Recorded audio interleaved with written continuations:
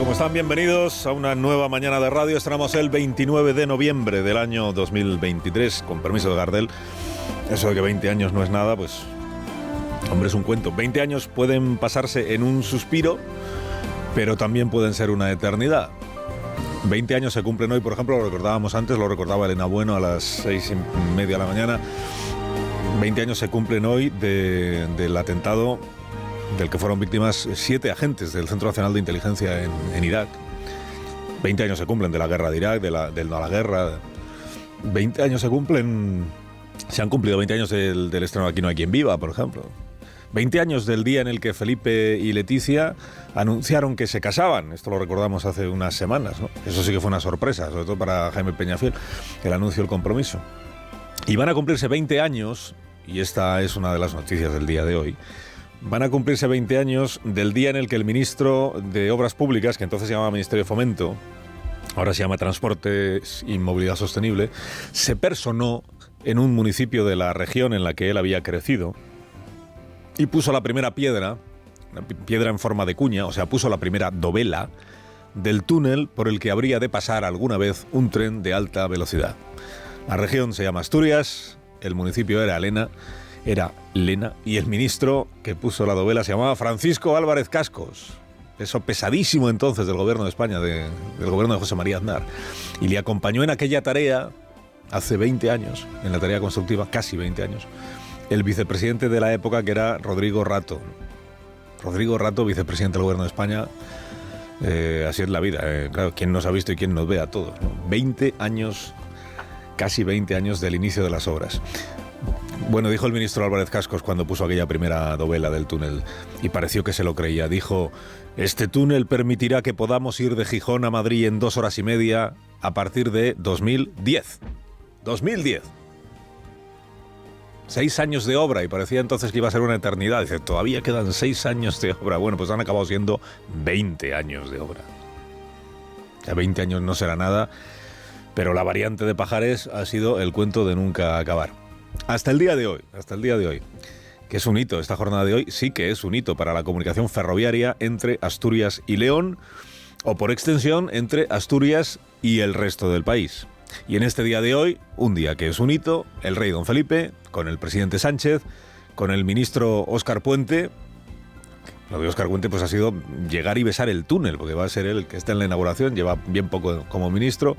Harán todos ellos el viaje inaugural de este nuevo AVE, que todavía no va a llegar del todo a Oviedo, de Madrid a Oviedo. Falta hacer veloz ese último tramo de 20 y tantos kilómetros entre Pola de Lena y Oviedo, y desde luego falta que luego llegue hasta Gijón. Pero bueno, con la inauguración de hoy, que es salvar el tramo más complicado, pues se recorta muy notablemente la duración del viaje, y se recorta, aunque sea figuradamente, la distancia entre el centro de la península y Asturias, bueno, el resto de España y Asturias, o Asturias y el resto de España. Digo, esta es la novedad del día, y es una novedad muy importante, y es la novedad relevante. Luego está lo de la cosa política, esto de... O sea, qué presidentes autonómicos se suban al tren y qué bronca política se genera al respecto, pues eso forma parte del paisaje español, es verdad, de cada día, pero recorrido, lo que se dice recorrido, nunca mejor dicho, lo del recorrido, pues tiene poco. ¿En qué consiste la cosa política, la bronca política de este asunto? Bueno, tenemos a un ministro de Transportes que ha invitado a subirse al tren hoy al presidente de Castilla y León y al presidente del Principado de Asturias. Y tenemos a una presidenta que no está invitada, que es Isabel Díaz Ayuso, que se declara vetada por el gobierno de España. ¿Ella qué dice? Pues que, hombre, si el viaje se hace entre Madrid y Asturias, y es verdad que el viaje hoy lo hacen el rey y todos los demás entre Madrid y Asturias, pues que ella debería estar ahí invitada. Y el ministro replica que en realidad el tramo que se inaugura es entre León y Asturias. Y es verdad que el tramo que se inaugura es entre León y Asturias. O por decirlo de otra manera, es verdad que la variante de Pajares va de la región que preside Fernández Mañueco a la región que preside Adrián Barbón. Es verdad. Por tanto, digamos que no tiene obligación el ministro de invitar a la presidenta Díaz Ayuso. Pero tampoco tiene obligación de no invitarla. No sé si usted me sigue.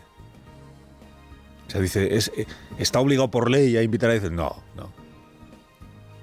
¿Habría sido ilegal invitar a Díaz Ayuso? Pues tampoco. Dice, entonces no la invita porque no quiere. Pues efectivamente. No está obligado, pero tampoco tiene voluntad. Digo yo que es una lástima porque habría hecho posible que hoy viéramos otra imagen tan bonita como la de Teresa Rivera con Juanma Moreno el otro día en Doñana. Imagíneselo usted, Sánchez y Díaz Ayuso, contemplando juntos a través de la ventana del tren de alta velocidad el hermoso paisaje leonés. Los dos ahí, ella como Teresa Rivera señalándole al horizonte y el presidente pues justo antes de que llegue el túnel. Y en el túnel ya saber lo que habría pasado en ese tren, ¿no? Con Sánchez y con Díaz Ayuso juntos, ¿no? O sea que no tendrá el impacto visual que tuvo lo de Doñana el otro día. Hombre, sí veremos a Fernández Mañueco con Barbón en el mismo tren y con Pedro Sánchez celebrando la variante, ¿no? Mañueco y Pedro Sánchez son el primer presidente autonómico de derechas que metió a Vox en un gobierno, con el presidente izquierdista que ha levantado el muro, y con el varón asturiano, que es uno de los más fieles y sinceros seguidores de Pedro. Acuérdense que dijo Barbón en este programa, pues si hay que hacer amnistía, pues se hace. Lo que diga Pedro, pues eso es. Pues eso. Adrián Barbón, uno de los pocos supervivientes de la escabechina autonómica que sufrió el PSOE en mayo. Bueno, y contemplando toda esa escena, pues el rey don Felipe, que hoy va a echar el día entero con el presidente del gobierno a su vera. Ya veremos con qué caras. Porque a las 11 de la mañana, antes de irse a subirse al tren, antes de irse el rey tiene cita. La corona tiene una cita con el Parlamento al que la corona se debe. Majestades, Altezas Reales, señorías, bienvenidos, benvinguts, ongi etorri, benvidos a esta sesión conjunta de las Cortes Generales. Benvidos, no vendidos. Ahí estuvo Meritxell Batet hace 4 años. Enero del año 2020, o febrero creo que era, recibiendo a los reyes y saludando a la entonces presidenta del Congreso, saludando en euskera, en catalán y en gallego, como ahora hace Pedro Sánchez cuando inicia sus discursos.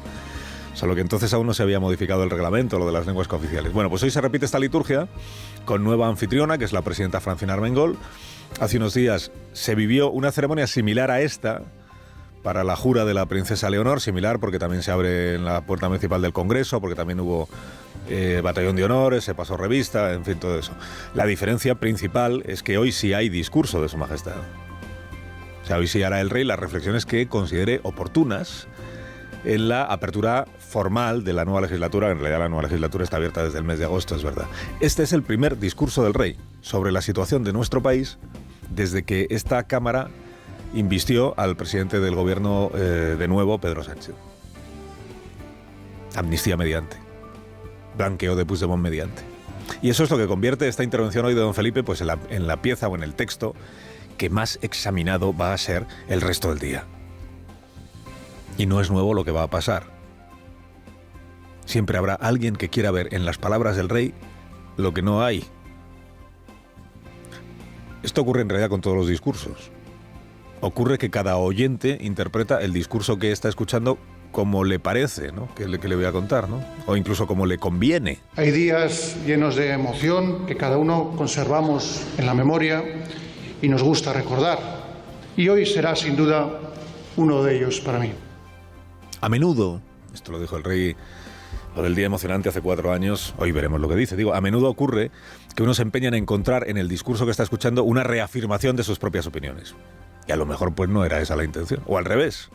A menudo ocurre con el jefe del Estado que hay quien quiere encontrar en ese discurso un alineamiento con la opinión del adversario político para cargarse así de razones con las que sacudir al rey don Felipe, que le voy a contar.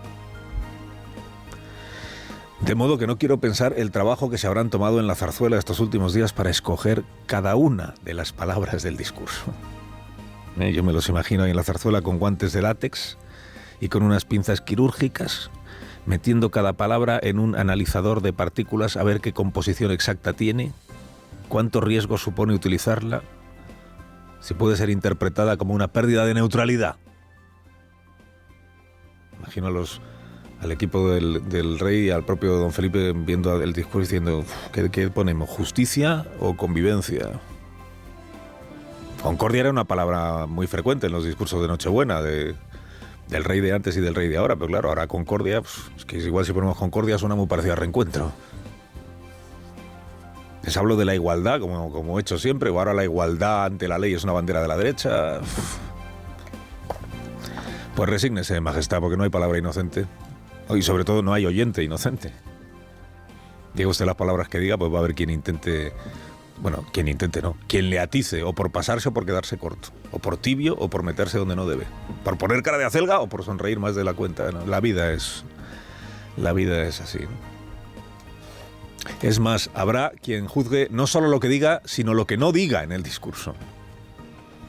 Siempre hay un Puigdemont a mano que le reprocha a uno lo que no ha dicho. No, ¿pero qué le ha parecido lo que ha dicho? No, es lo que no ha dicho.